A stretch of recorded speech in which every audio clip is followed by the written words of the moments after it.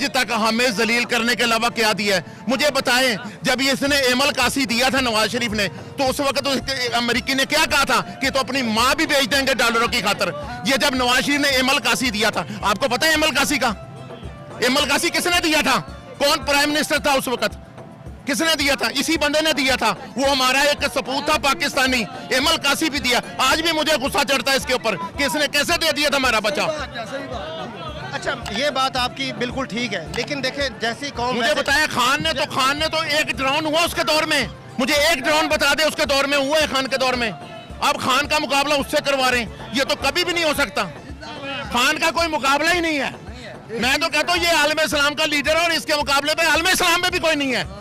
बाकी बात छोड़े, खान के मुकाबले में तो आलम इस्लाम में भी कोई नहीं है। हम कैसे मान लें? हम नवाज शरीफ को अब वो तवे पे बैठ जाए ना, तब भी नहीं मानेंगे। अच्छा, पीपल्स पार्टी वाले बिलावल साहब का जो